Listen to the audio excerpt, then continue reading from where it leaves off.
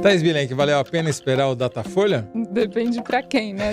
Acabaram de sair os números aqui enquanto a gente estava esperando pra gravar. E o cenário é basicamente o mesmo da semana passada. A cadeirada teve pouco efeito na intenção de voto, um pouco mais de efeito na rejeição. Perfeito. Vamos aos números. O Ricardo Nunes continua na liderança numérica com 27 pontos, a mesma pontuação da semana passada. O Guilherme Boulos saiu de 25 para 26 essa semana, é uma oscilação e eles estão em empate técnico. O Pablo Marçal manteve os 19% de intenção de voto. A Tabata manteve os 8% e o Datena, que foi quem deu a cadeirada, ficou com 6%. Ou seja, a cadeirada não teve efeito nenhum na intenção de voto, porque tudo que aconteceu na semana anterior, como o Datafolha já tinha mostrado. Quer dizer, o Pablo Marçal, com perdão do trocadilho, caiu da cadeira antes da cadeirada. Não é isso? Isso. Agora a rejeição dele aumentou.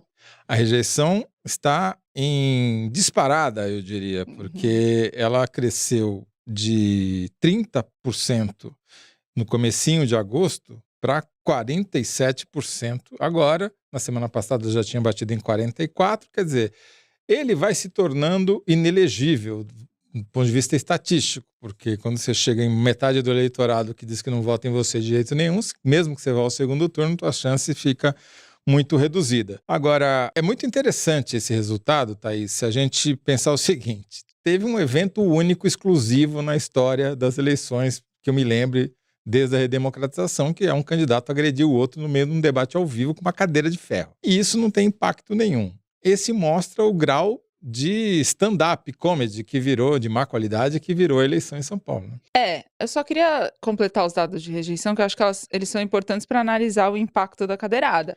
O Datena aumentou a rejeição dele na semana passada para essa de 32 para 35. E o Boulos, que é o segundo candidato mais rejeitado, então é Marçal, Boulos e Datena. O Boulos saiu de 37 para 38, oscilou um pouquinho. Ele está nessa faixa desde o começo tá estável. A rejeição ao Boulos está estável desde o começo. A cadeirada ter aumentado a rejeição dos dois protagonistas da cadeirada em 3 pontos mostra realmente que está na margem de erro da percepção da população. Você dá uma cadeirada ou não dá, não muda tanto assim a imagem que se tem dessas figuras. Né? Exatamente. A gente viu, já na semana passada, o Datafolha tinha mostrado que a rejeição ao Marçal, diferentemente da rejeição ao Ricardo Nunes e ao Guilherme Boulos, ela é motivada por questões pessoais. É porque ele é visto como um mentiroso, como despreparado, como alguém que não respeita os outros.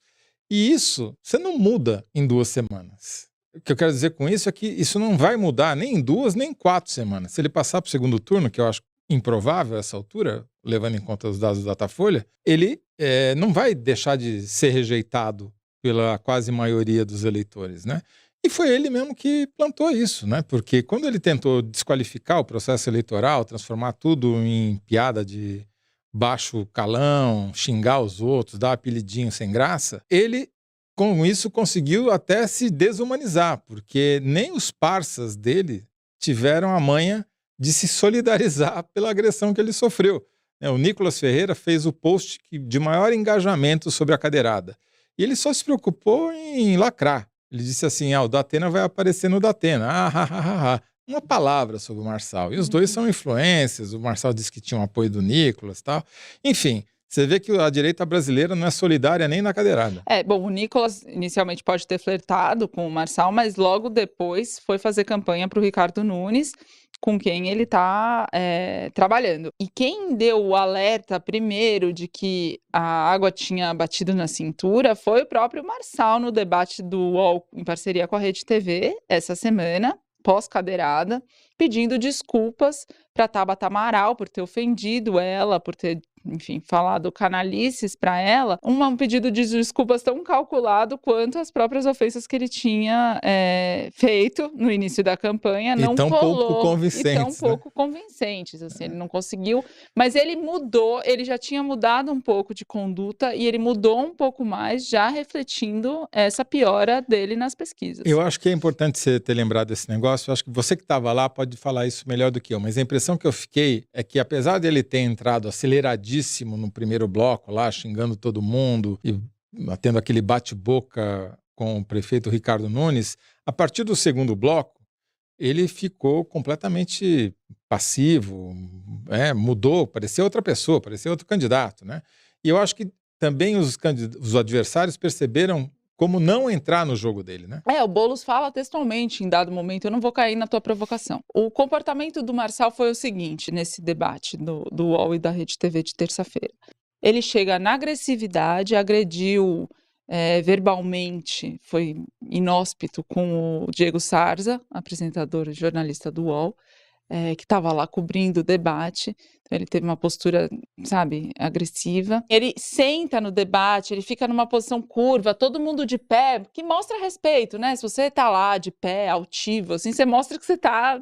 Ele não, ele ficou sentado, todo curvo, olhando para o copo d'água, se recusou a tomar a água oferecida pela emissora. Eu estava lá, eu vi isso acontecendo.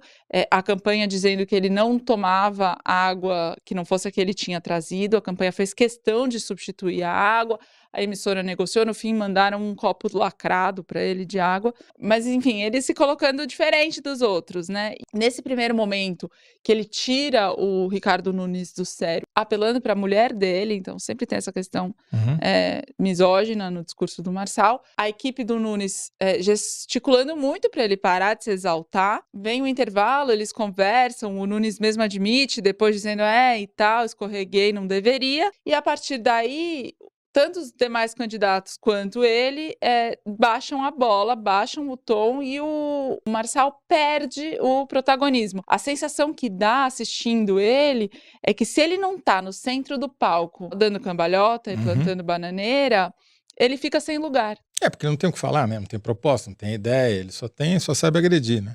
Isso tem um limite, mostrou o limite. Agora, Thaís, avançando um pouquinho, já que o Marçal está cada vez menos importante nessa disputa eleitoral, ela está afunilando entre o Guilherme Boulos e o prefeito Ricardo Nunes, vale a pena a gente citar rapidamente os dados da pesquisa espontânea, porque na espontânea teve variação, sim.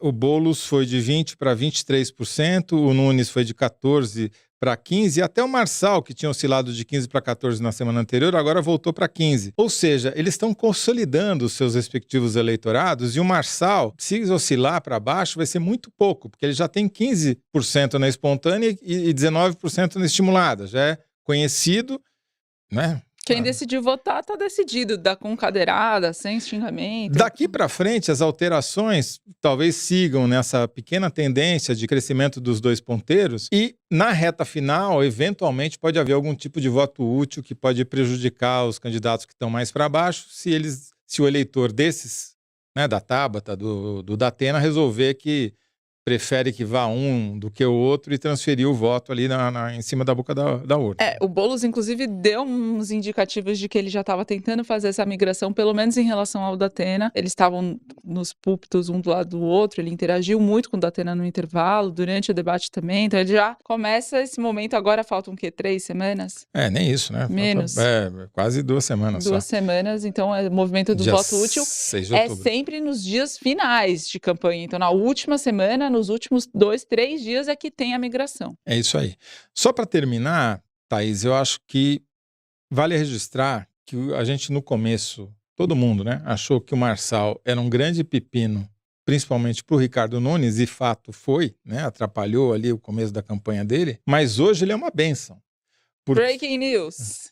Porque ninguém fala sobre as denúncias de corrupção na prefeitura do Ricardo Nunes, das falhas, do que deixou de ser feito, todo mundo fala do Marçal. Ele desviou toda a atenção e o foco da campanha. E aquilo que devia ter sido uma campanha da oposição contra a situação virou uma campanha de todos contra o Marçal e o Marçal contra todos, né? E isso foi ruim para o debate, foi péssimo para o debate. A gente não discutiu os problemas da cidade, não discutiu as falhas da administração do Ricardo Nunes, e foi ótimo para ele, que tem a rejeição a ele é ridiculamente pequena. Muito boa a sua observação, porque o prefeito que tenta a reeleição sempre é favorito. A vitrine, né? É o alvo de todo mundo tenta bater nele. E o Marçal desviou, pegou os tiros para ele, serviu de escudo e deixou o Nunes protegido. É isso aí. Deu a hora? Chega, tá bom? Deu. Vamos pro intervalo e depois a gente volta e fala mais de eleição. Eu sou Thaís Bilém.